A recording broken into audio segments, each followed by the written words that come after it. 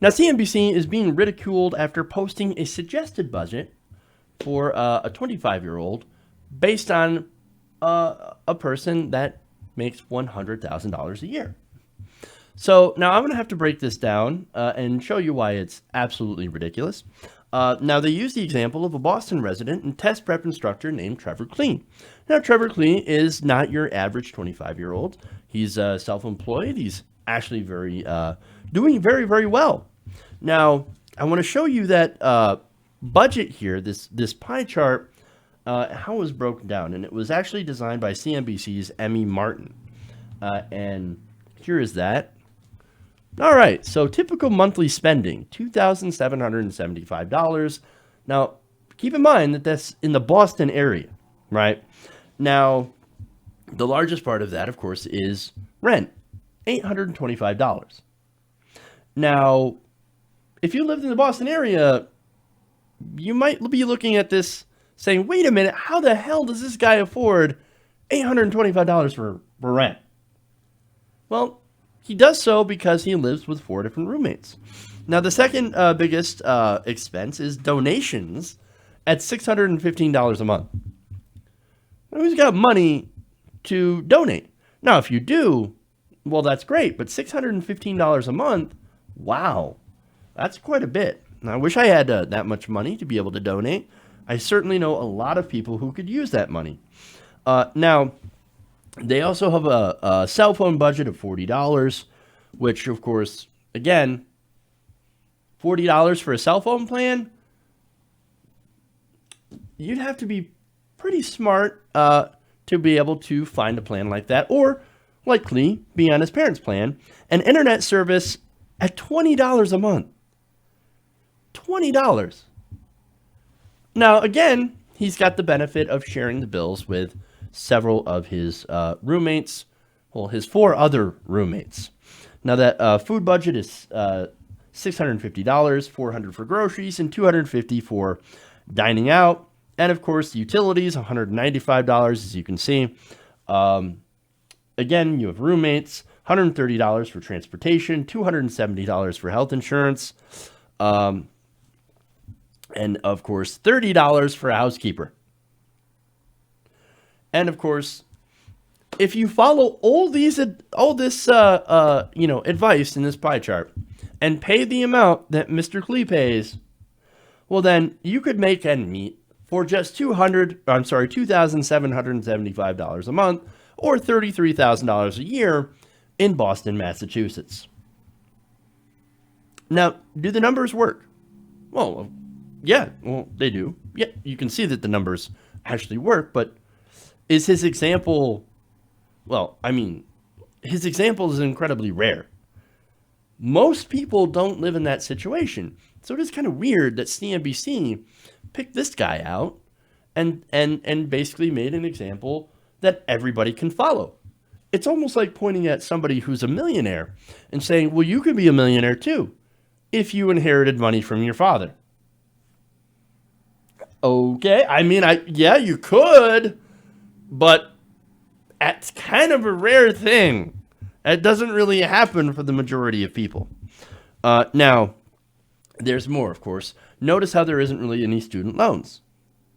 Well, Klee was able to graduate college without having to take out any debt for student loans. Now, that would be really, really nice. But then again, that begs the question of how did he actually pay for it? I mean, I could save a lot of money if I didn't have student loans. I'm sure you could save a lot of money too. In fact, according to a February 2018 article from CNBC, that estimates that approximately 70% of college graduates today have incurred significant amounts of debt from student loans, an average of about $37,000. Now, that's $20,000 more than 13 years ago. And according to data from the College Board, published in-state tuition fees at 4 public 4-year institutions for the 2015 and 2016 academic year came out to an average of $9,410 or $37,640 over the next 4-year period. Not only that, student loan repayments calculator finds out that if one were to pay the 4.29% interest rate on that amount of undergraduate loans in the 2015 to 16 academic year over a 10-year loan term, a borrower would have a monthly payment of about $386. But we don't see any of that in Trevor's breakdown. Well, as far as he's concerned, well, lucky. Maybe he had his parents pay for college. Maybe he paid for it himself with his $100,000 a year. Great. But it turns out most people aren't actually that lucky. Again, $40 phone bill, staying on your parents' plan must be nice. $20 internet must be nice. $30 house cleaner. I would love to see who would get paid $30 a month to clean the house. I mean, look, that's got to be at least $30 per person. But nonetheless, that's still, for a month, I mean, 3 times 5, $150 a month for house cleaning services. I don't know about that, right? And of course, rent, $825 in Boston. No. Studio apartments in Cambridge, Massachusetts, where he lives, go between $1,400 and $2,000 a month, respectively. That is for a studio. I guess it's understandable why he lives with 5 or 4 other roommates. So, look, if you're lucky enough to be in that situation, to have that many roommates, great, wonderful for you. But again, for most people, for a lot of people, that living situation is just not a good example of being able to live. I mean, look, in most places, most people don't make $100,000 a year. Fact, right?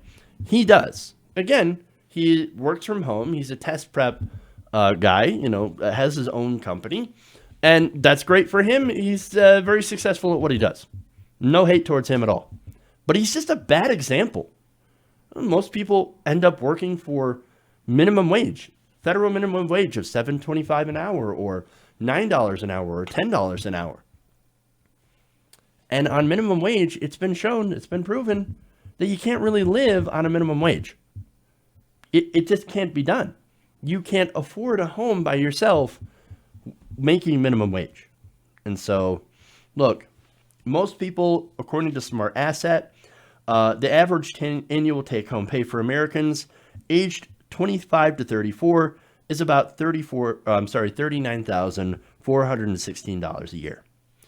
It would be, it's estimated that the average person would need a total of $48,000 in pre-tax income to live in the Boston area alone. So there's your numbers. That's why the budget doesn't work. Now, social media, of course, had some time to respond here. I want to read a couple of those.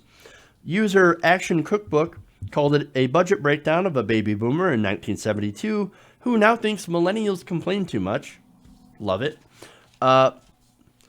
Facial Merkin says, car insurance and car payment, out-of-pocket, medical and dental costs, student loans, personal spending like haircuts, clothing, and internet. Where's the 25-year-old making $100K? Donating $615. Is that a thing? Or, I'm sorry, is that tithing? $825 in rent. Do they live at home and throw mom $30 for housekeeping? Brian Latimer says, the $600 plus in donations bit kills me. Kelly Carrigan says, who has extra money for donations? Sorry I'm yelling, but I can't. Lisa Tazi says, the rent in Imaginary City Place is very reasonable. And that's the last one that I have. But here's the thing. The person who came up with this idea, who profiled this person, is out of touch. I don't think they understand that most people don't live that way. They don't understand how people outside of their group, their bubble, actually live. And I don't think Emmy Martin, who created this graph, is a bad person. I don't think Trevor Klee is a bad person. No. I don't know who they are. But I do know that they're kind of out of touch. At least, or maybe she's not out of touch. Maybe she's just like, you want me to make this graph? I'll make this graph. But I really don't agree with it. And that's fine. She'd just be doing her job, right? The thing is, the people who came up with this idea, CNBC, they don't know people. They don't know people like us. People who don't make $100,000 a year. People who have student loans that they can't afford. Past medical bills or no health insurance or no retirement. Maybe they need to have Martin do another budget. For the average American trying to get by on $9 an hour with 2 kids. That might be a lot more reasonable. That might actually be a lot more helpful to many more people in the country, and might actually point out something very important, and that is the reality of how most people in America actually live. Hey guys, hopefully you enjoyed that free video. Now I'm gonna have to ask you a favor. Between the demonetization and the YouTube algorithm messing around with view counts, etc., we're having a hard time adjusting to the new YouTube reality, which is where you guys come in. See, we have a Patreon, patreon.com/TYTNation, set up to help us rely on you guys, the viewers, instead of big corporate ads. Look, you know the show. You know how I'm not in favor of big corporations anyway.